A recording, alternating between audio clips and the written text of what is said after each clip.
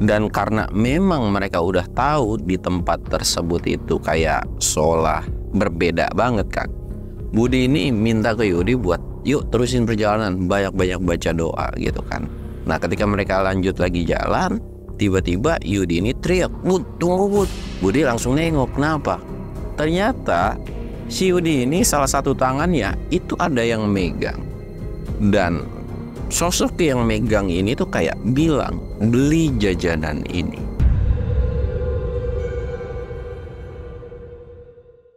Assalamualaikum warahmatullahi wabarakatuh. Balik lagi di channel Samsul Mister Horror. Dongeng horor gua kali ini, gue bakal ngebawain cerita kelanjutan yang kemarin. Buat kalian yang penasaran dengan ceritanya, kalian wajib tonton video ini sampai habis. Dan jangan lupa like, comment, subscribe, dan share video gua ke banyak orang. Dan buat kalian yang mau ikutan open trip, kalian bisa kunjungi Instagram gua di bawah sini. Dan buat kalian yang mau lihat video vlog gua juga, kalian bisa lihat di bawah sini. Dan gak usah banyak basa-basi lagi, kita mulai ke segmen donor. Dongeng horor dimulai.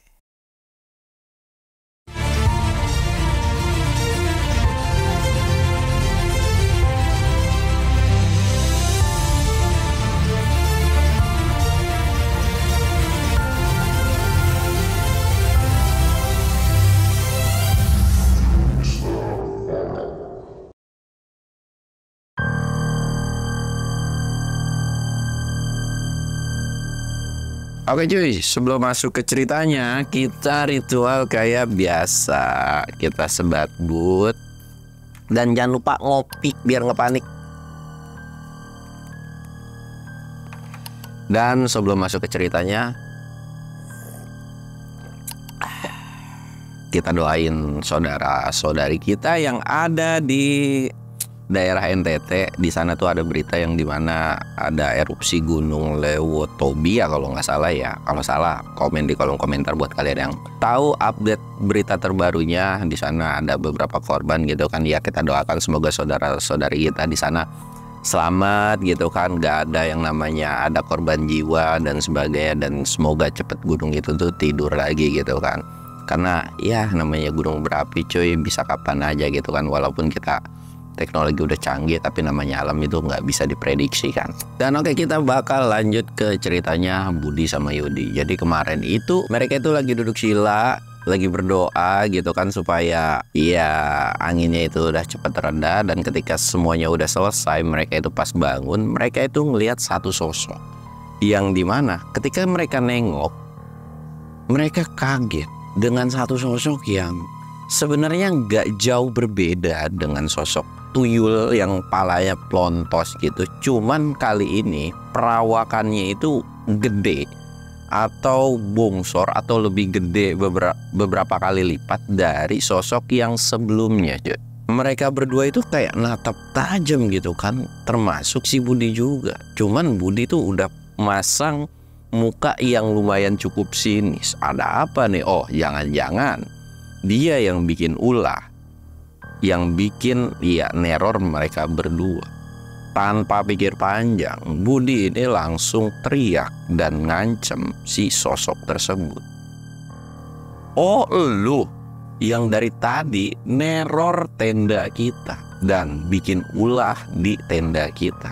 Mau lu apa?" Sosok itu cuman ketawa ngakak. Suara ketawanya itu bener-bener ngegema. Dan di akhir pertemuan mereka bertiga ini nih, sosok itu cuman bilang, "Kalian akan bisa keluar dari wilayah ini." Dan sosok itu langsung hilang ditelan kabut. Karena ketika selesai ngomong itu, kabutnya itu tuh langsung kayak yang set hilang perlahan gitu aja. Dan setelah dari kejadian itu, mereka berdua pun akhirnya memutuskan untuk masuk ke dalam tenda. Dan karena memang jadi ketika udah masuk ke dalam tenda ini, mereka itu kan kayak ngerasa wah udah nggak ada gangguan nih, udah aman, normal. Mereka berpikiran kayak gitu. Akhirnya mereka memutuskan untuk istirahat pada saat itu. Nah akhirnya ketika mereka istirahat, mereka udah nggak ada gangguan apa-apa lagi nih cuy. Mereka bisa tidur pules, dan ketika pagi mereka kan bangun tuh, walaupun jarak tidur mereka itu nggak terlalu lama. Ketika bangun itu juga mereka prepare, masak dan sebagainya gitu. Nah karena memang pada saat mereka ngeliat jam, wah udah subuh nih, kita sholat dulu, nanti selesai sholat baru kita lanjut lagi gitu kan. Akhirnya mereka sholat dulu kan. Mereka sholat dulu, dan setelah selesai sholat akhirnya mereka trekking untuk summit. Nah di sini tuh sebenarnya udah ada sesuatu hal yang berbeda. Cuman mereka berdua nggak karena ya udahlah normal aja gitu kan. Suasana, lingkungan dan sebagainya itu biasa-biasa aja. Singkat cerita, mereka ini jalan dan di situ pun mereka sangat menikmati karena wah alhamdulillah ketika perjalanan summit mereka itu benar-benar nggak digangguin. Nah dari area kami sampai Pasar Dieng itu mungkin kalau normalnya bisa ditempuh 1-2 jaman lah ya. Mereka jalan, dan dari kejauhan mereka itu udah tahu bahwa di situ Pasar Dieng gitu kan. Tapi Yudi ini nanya, wah kok tiba-tiba di atas rame ya. Jadi ada sebuah pencahayaan yang dimana itu tuh lampu, kayak lampu-lampu ya mungkin orang yang summit atau gimana gitu kan. Budi itu kayak menanggapinya dengan hal positif. Oh itu mungkin orang lagi summit kali. Kalau nggak salah entah itu warung boyem atau di bawahnya gitu kan. Udah nggak apa-apa, jalan aja terus gitu kan. Jalan aja tuh terus mereka berdua. Dan sebelum sampai di Pasar Dieng ini atau Pasar Setan ini, Yudi ini sempat merinding atau kayak, aduh kok tiba-tiba merinding nih, ada apa gitu kan. Ditegur sama si Budi ini, kenapa lu? Nggak tahu nih, kok gue merinding? Merinding karena dingin kali lu gitu kan. Udah jalan lagi. Ya udah jalan. Dan seketika si Yudi ini langsung diem stuck nih cuy. Budi itu ngerasa heran kan, apa sih lu? Perasaan kok jadi aneh gini? Lu lihat ke depan. Budi langsung nengok ke depan dong. Ternyata Budi pun udah tahu bahwa di depan mereka itu tuh bukan para pendaki, melainkan kayak warga Akamsi, tapi dengan berpakaian yang seperti pakaian zaman dulu. Pakaian ya pakai kebaya orang tua dulu gitu kan. Ya intinya pakaian zaman dulu gitulah. Dan di situ pun ada aktivitas yang dimana seperti kayak orang lagi ngobrol, orang lagi jualan dan sebagainya gitu. Di situ pun Budi sempat enggak dengan satu rumor yang dimana kalau orang apes biasanya tuh ketemu Pasar Setan itu ya seperti itu gitu kan. Akhirnya di situ pun Budi memutuskan, udah lu di belakang gua tapi jangan jauh-jauh ya, kita jalan aja ya, banyak-banyak berdoa aja. Akhirnya mereka jalan dengan tanpa rasa takut sedikit pun, termasuk Yudi. Walaupun bulu kunduknya ini merinding, tapi terus aja jalan nih kan. Terus jalan dan sampai akhirnya memasuki Pasar Setan tersebut. Dan ketika mulai memasuki, tatapan dari warga atau sosok-sosok yang ada di situ itu tuh natap ke mereka berdua, seolah kok ada warga asing gitu kan. Nah Budi ini sempat yang dimana rumornya kalau misalkan masuk ke situ kita harus membeli sesuatu biar supaya bisa terlepas dari pasar tersebut. Tapi Budi itu nggak ngegubris dengan rumor tersebut. Ngapain juga gua harus beli? Karena Budi ini tahu barang yang harus mereka beli atau dari mata mereka berdua ini adalah yang dijualan kan biasanya kayak buah, terus ada makanan dan sebagainya. Tapi di tatapan mereka itu bukan seperti itu cuy. Tapi kayak daging yang busuk, ada belatung, ada hewan-hewan yang gak jelas dengan udah berbentuk kayak busuk dan berbau gitu kan. Mereka tuh jalan. Di situ pun banyak para pedagang yang memang menawarkan dagangannya. Tapi Budi sama Yudi ini bodoh amat tuh. Mereka itu terus jalan, tapi seolah ketika jalan itu mereka nggak nemuin ujung dari pasar tersebut. Dan bahkan Budi pun sempat nengok ke belakang. Kok seolah jalan di belakang pun tiba-tiba hilang gitu aja. Dan karena memang mereka udah tahu di tempat tersebut itu kayak seolah udah berbeda banget kan. Budi ini minta ke Yudi buat yuk terusin perjalanan, banyak-banyak baca doa gitu kan. Nah ketika mereka lanjut lagi jalan, tiba-tiba Yudi ini teriak, "Bud, tunggu Bud." Budi langsung nengok, kenapa? Ternyata Si Yudi ini salah satu tangannya itu ada yang megang. Dan sosok yang megang ini tuh kayak bilang, beli jajanan ini atau belanja di sini. Kayak dipaksa gitu kan, disuruh buat belanja di tempat tersebut. Dan di situ pun Budi nggak pikir panjang, langsung ngepisin tangan dari si sosok itu. Pes gitu kan. Kita nggak akan pernah beli barang yang ada di sini. Mereka itu lanjut lagi jalan. Dan memang ketika selesai ngepisin tangan tersebut, sosok yang awal cuma natap doang, di situ tuh udah mulai punya tatapan-tatapan sinis ke mereka berdua. Di situ kayak natap terus. Mereka itu terus jalan, tapi nggak pernah ketemu ujungnya. Sampai akhirnya mereka ini capek dan beristirahat. Nah, ketika istirahat ini sebenarnya istirahatnya tuh di belakang pasar, jadi kayak melipir sedikit. Dan memang ketika mereka istirahat pun tatapan sosok di situ masih tetap ke mereka berdua ini. Budi ini kayak bilang, udah kita istirahat di sana dulu. Mereka jalan sampai dan duduk. Yudi ini sempat nanya kan, kok kita nggak bisa keluar dari tempat ini ya? Gimana nih Bud? Budi itu cuma garuk-garuk kepala dan ya udahlah nanti kita pikirin, kita istirahat dulu karena udah capek kan. Ya udah tuh, akhirnya mereka istirahat, minum, terus nyemil-nyemil. Dan di situ pun Budi sambil mikir gimana caranya buat keluar dari area sini. Di situ pun Budi nyuruh ke Yudi itu buat, yuk kita sama-sama doa lagi, melakukan hal yang sama ketika malam sebelumnya gitu kan. Dalam hati Budi itu sempat ngegerutu dan kesel, kirain perjalanan mereka udah nggak akan yang namanya digangguin sama sosok makhluk atau setan di gunung ini. Tapi ternyata masih tetap digangguin gitu kan. Akhirnya mereka berdua itu duduk sila dan menjamkan mata terus baca doa tuh.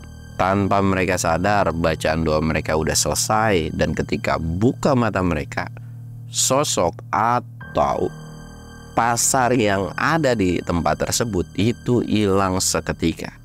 Tapi yang membingungkan adalah, yang awalnya kalian tahu lah ya, spot pasar setan buat kalian yang udah pernah ke Gunung Lawu, itu tuh pohon-pohonnya sebenarnya ada pohon, banyak pohon. Tapi kayak pohon-pohon ya paling seukuran badan manusia lah, setinggi badan manusia gitu kan, kayak pohon-pohon cantik pendek. Tapi tiba-tiba mereka ketika melek, kok ada di tengah hutan belantara. Di situ pun Yudi bilang lagi, kok kita tiba-tiba ada di sini ya? Perasaan tadi spotnya nggak seperti hutan belantara ini. Budi nggak menjawab pertanyaan dari si Yudi. Budi cuman kayak langsung mantau sekitar, merhatiin di beberapa spot. Dan ketika lagi memperhatiin itu, Budi ini kayak, yuk bangun, kita jalan. Jalan kemana Bud? Ya udah sih jalan aja. Lantar nyasar, ya emang udah nyasar kita. Lo mau ngapain lagi, kata si Budi. Ya udah kita cari jalan keluarnya. Dan Budi juga sempat bilang, kita udah bukan ada di dunia kita lagi. Kita udah terperangkap di dimensi gaib. Di situ pun Yudi langsung kayak, aduh kok bisa-bisanya kita terperangkap gitu kan. Yudi pun sempat kesel, padahal dia berpikir kayak, harusnya kan gue udah terbebas gitu kan dari tempat ini dan nggak digangguin lagi setelah kejadian semalam. Kenapa tiba-tiba bisa digangguin lagi sama sosok demit yang ada di situ? Ya walaupun mau kesel juga mau nggak mau harus dijalanin gitu kan. Akhirnya mereka berdua bangun dan pada saat itu pun Budi yang memimpin perjalanannya dengan perlahan. Budi juga kayak merhatiin, takutnya mereka itu nginjek jurang atau terperosok ke jurang gitu kan. Ketika mereka udah bangun jalan sekitaran 10 menit, mereka itu ngedengar suara yang dimana suaranya itu ketawa ngegeleger banget. Dan tapi nggak ada perwujudannya gitu kan. Di mana nih? Nyari itu sosok. Budi pun sampai bilang, Yud, cari itu sosok Yud. Kita harus bikin perhitungan sama itu sosok. Ada apa sih sebenarnya? Mereka juga kan karena bingung nih. Kenapa mereka bisa digangguin dan mereka juga kayak nggak melakukan kesalahan apapun gitu kan. Siap-siap kata si Yudi ini. Dicari tapi nggak ketemu.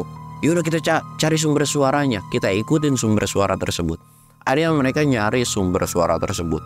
Mereka itu terus jalan dan ngikutin sumber suara tersebut nih cuy. Terus jalan Dan suara itu makin lama makin dekat kan. Makin lama makin dekat. Dan ketika udah dekat, Yudi ini sempat nanya, kita kalau udah ketemu itu sosok ngapain? Budi ini kayak bilang, kalau dia nggak mau ngeluarin kita dari sini, ya udah ngapain lagi, kita baku hantem aja, kata si Budi itu. Anjir, baku hantem. Yudi kan bingung, dia sepanjang hidupnya nggak pernah yang namanya berantem, apalagi sama Demit nih. Lagi mana kagak ada basicnya buat berantem sama sosok kayak begituan. Tapi Budi ini ngeyakinin, udah gimana nanti aja, pokoknya main pukul-pukulan aja kita, dia bilang gitu kan. Toh gue juga nggak pernah yang namanya berantem sama orang, apalagi sama Demit gitu kan. Udah pokoknya kita jalan aja. Mereka jalan aja terus, dan ternyata benar cuy. Di sana ada sebuah batu besar yang dimana batu itu adalah dipakai duduk sama sosok yang sebelumnya tuh, yang tuyul botak gede gitu kan. Di situ pakai duduk. Tatapan sosok itu langsung natap ke dua orang ini. Dan tanpa pikir panjang, Budi ini bilang, keluarin gua dari tempat ini atau gua akan bikin perhitungan dengan lu selaku penunggu asli sini, atau ya bodo amat lah, lumur aja, mau siapa kayak gua nggak ada urusan gitu kan.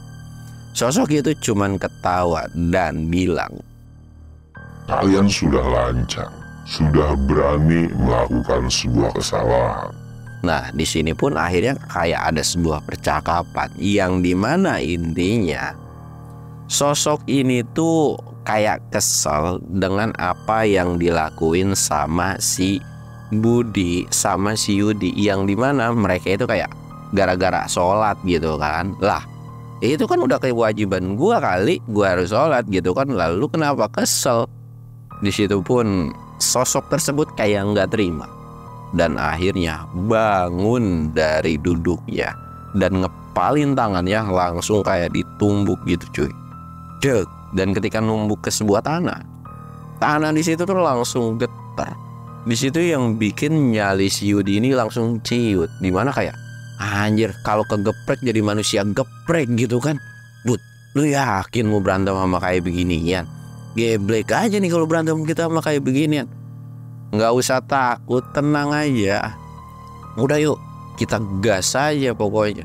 Mereka itu berdua dengan gagah beraninya langsung lari sekencang-kencangnya dan kayak munrajang nih sosok. Tapi ternyata memang benar, perlawanan dari mereka berdua itu nggak membuahkan hasil apapun.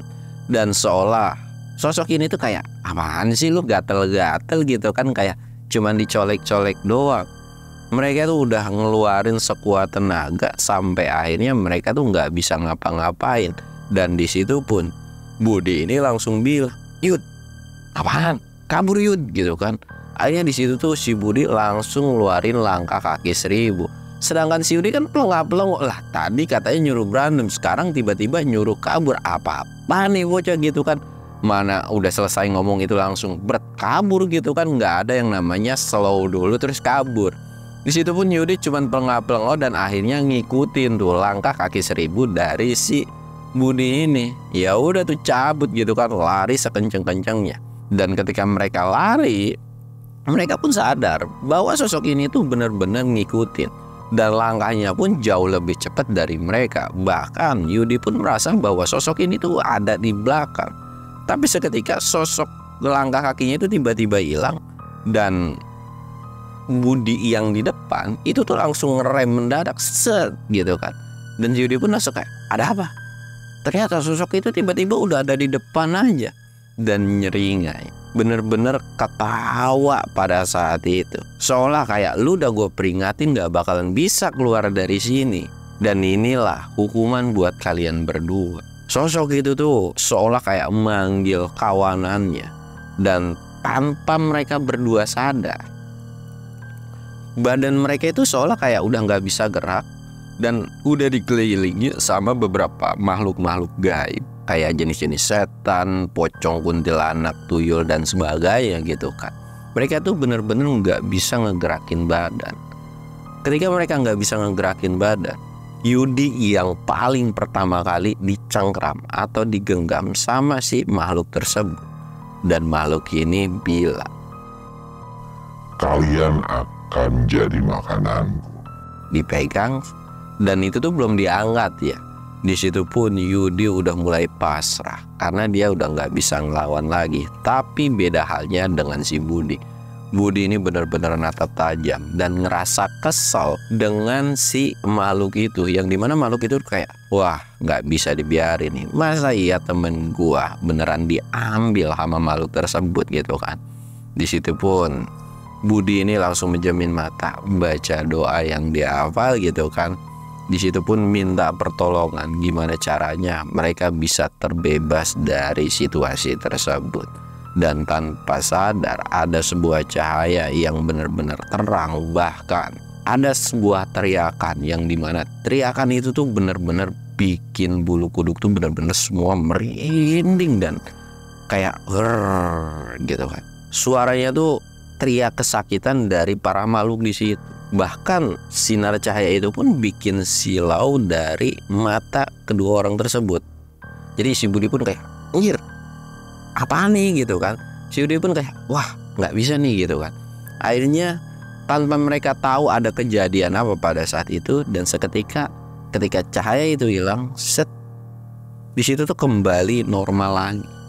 Nggak ada yang namanya makhluk apapun, dan mereka pun balik lagi ke sebuah spot yang dimana itu adalah pasar setan lagi. Dengan kondisi mereka berdua itu tergeletak atau bisa dikatakan kayak ngerebah gitu kan. Budi itu udah sadar sambil megangin kepalanya, lihat kiri kanan, kok lokasinya udah beda lagi. Dan ketika Budi ini bangun nyari satu temennya gitu kan, ketika udah mau nyamperin temennya, tiba-tiba ada satu pendaki. Dan pendaki ini adalah pendaki yang sebelumnya ditolongin sama si Budi sama si Yudi. Tapi pendaki ini ngebawa satu sosok yang dimana pakaiannya serba putih semua dan menghampiri si Budi. Sosok itu tuh cuman senyum dan bilang, Kalian hati-hati. Kalian adalah dua anak yang baik. Semoga perjalanan kalian tidak menemukan hal-hal yang seperti ini lagi. Dan selamat menikmati keindahan alam di Gunung Lawu.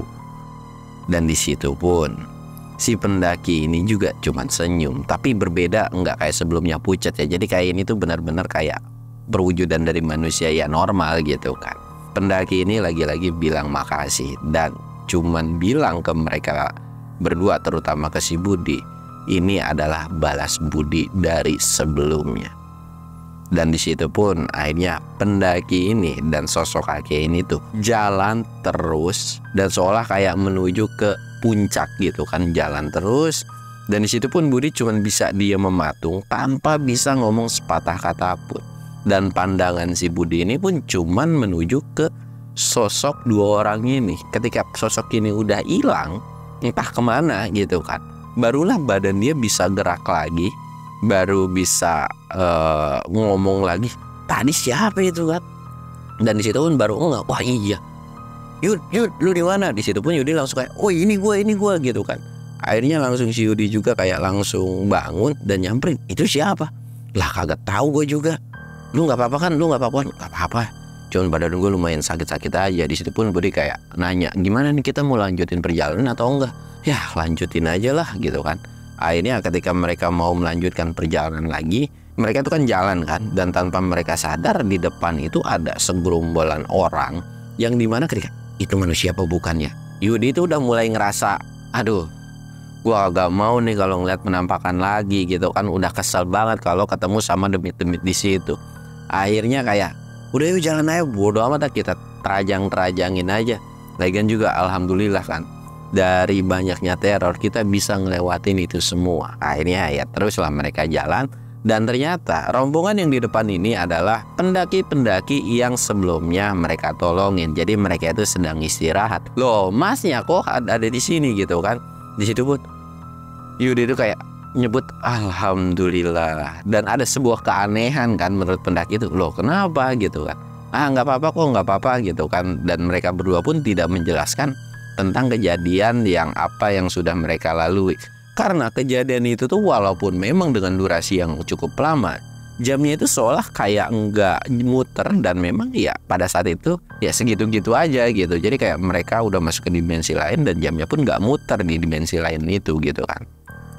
Di situ pun akhirnya mereka ngobrol-ngobrol dan memutuskan untuk jalan bareng lah gitu kan. Sampai akhirnya mereka jalan bareng, dan alhamdulillah ketika menuju perjalanan ke puncak, mereka itu nggak ada teror-teror lagi dan bisa bersyukur. Terutama si Yudi yang baru pertama kali naik gunung, bener-bener kayak wah indah banget di puncak Lawu gitu kan. Dan ketika di puncak Lawu ini ada sebuah kejadian aneh yang tak terduga, yang dimana ada seorang pendaki, yang dimana seorang pendaki ini nyamperin si Budi. Mas Budi ya gitu kan. Sebenarnya Budi juga nggak tahu siapa pendaki ini dan kenapa bisa tahu namanya Budi gitu kan. Apakah ini orang dari bawah atau gimana, nggak tahu gitu kan. Iya ada apa mas? Di situ pun pendaki ini cuman bilang, saya ada amanat yang dimana saya harus ngasihin ini ke masnya karena ini milik masnya. Di situ pun Budi kayak sempat mikir, loh punya saya. Ternyata Budi ini dikasih sebuah selendang kayak sorban gitu cuy ya, yang ukuran semeter segini kan. Ini dikasih katanya ini barangnya Mas Budi gitu, dan saya disuruh ngebalikin. Di situ pun Budi nggak ngambil, tapi kayak siapa yang ngasih? Tadi ada sosok bapak-bapak yang ngasihin, dan pas nyari si pendaki itu loh kok nggak ada gitu kan. Mungkin udah turun kali gitu kan atau gimana. Akhirnya tanpa pikir panjang pun Budi cuman ngambil. Di situ pun Yudi sempat mikir, ini apaan? Dan di situ Budi ini sempat bahwa sorban ini adalah sorban yang dipakai sama si kakek tersebut. Sempat kayak apa mungkin? Tapi ya sudahlah. Tapi tanpa pikir panjang kayak sorban itu diambil tapi nggak dipakai gitu kan, kayak dimasukin ke sebuah DP kecil gitu. Akhirnya dimasukin dan dia nanti akan cari tahu tentang sorban tersebut dan nyari siapa sih yang ngasih sorban ini. Sempat mereka berdua juga keliling-keliling, bang lu yang ngasih sorban ini, lu yang ngasih sorban ini. Tapi mereka yang ada di puncak itu juga nggak tahu gitu kan siapa yang ngasih sorban ini. Dan tanpa mereka mau cari tahu kelanjutannya, dan karena memang sosoknya udah nggak ada juga, akhirnya ya udahlah bodo amat. Dan singkat ceritanya ketika mereka udah berlama-lama di puncak, akhirnya mereka memutuskan untuk turun lagi. Mereka turun lagi, dan ketika udah sampai area camp, mereka juga sempat bingung kan, ini siapa ya yang ngasih, ini siapa ya? Budi pun kayak ngerasa bingung gitu kan. Gua agak tahu dah, ya udah kita ambil aja, kita bawa aja. Dan singkat cerita, akhirnya mereka dari situ pun kayak menikmati satu malam lagi di gunung tersebut. Ya, ketika malam kedua ini benar-benar yang harusnya kan di gunung itu dingin ya. Tapi mereka tuh kayak dikasih sebuah tempat yang dimana nggak dingin. Malam hari itu kayak pakai kausan gini tuh benar-benar nggak dingin. Biasa aja, suhunya tuh kayak di suhu 25 atau 26 derajat gitu cuy. Jadi kayak normal-normal aja, dan anginnya pun nggak begitu kenceng, kayak angin biasa aja gitu kan. Di situ pun bintang-bintang banyak banget. Bahkan Yudi pun benar-benar mengagumi dan kayak wah gue bakal nyandu banget nih sama yang namanya naik gunung. Walaupun memang perjalanan mereka itu kayak yang bisa dikatakan dapat gangguan hal gaib gitu kan. Tapi ya kalau udah ngeliat kayak begini, hal gangguan itu tuh udah masa bodoh. Dan di malam kedua ini mereka benar-benar udah nggak ngalamin gangguan hal apapun lagi. Singkat cerita, 2 malam mereka udah lewatin dan mereka memutuskan untuk pergi. Nah, di situ kan sebenarnya kan udah nggak ada pendaki yang lain lagi gitu kan. Singkat cerita, mereka ini jalan turun. Tapi ternyata cuy, mereka itu ketemu dengan pendaki yang sebelumnya ditolongin lagi, yang dimana pendaki ini pun mengalami sebuah trouble yang dimana mereka mengharuskan untuk ngecamp 2 malam lagi karena tidak memungkinkan kalau harus meneruskan perjalanan. Yang dimana salah satu dari teman atau kru pendaki ini tuh kayak cedera kan. Akhirnya di situ pun dibantuin lah sama mereka berdua ini, dan akhirnya mereka memutuskan untuk berjalan turun bareng pada saat itu. Dan singkatnya mereka sampai di base camp dengan selamat, dan teman-teman dari rombongan pendaki ini juga ngucapin terima kasih dengan pertolongan mereka berdua. Ya di situ sih sebenarnya banyak obrolan panjang gitu kan. Nah di situ ketika banyak obrolan panjang, ya nggak ada sesuatu hal yang gimana-gimana sih. Akhirnya mereka ini langsung kayak pamitan dan sebagainya. Akhirnya mereka pulanglah ke rumah masing-masing. Nah ketika sampai di rumah itu tuh nggak ada yang namanya pembahasan apapun. Ketika ditanya sama saudaranya juga nggak ada obrolan apapun gitu kan. Akhirnya mereka kayak ya udah menikmati hari liburannya dan sukacita kayak main keliling-keliling dan sebagainya. Dan ketika mereka balik ke pesantren, mereka itu kan nggak sadar kalau bahwa si Budi ini kan bawa satu sorban itu gitu kan. Nah ketika mereka udah balik ke pesantren, sebenarnya si tasnya ini tuh nggak dibongkar, yang dimana kayak ya nanti dibongkar sama orang tuanya gitu kan.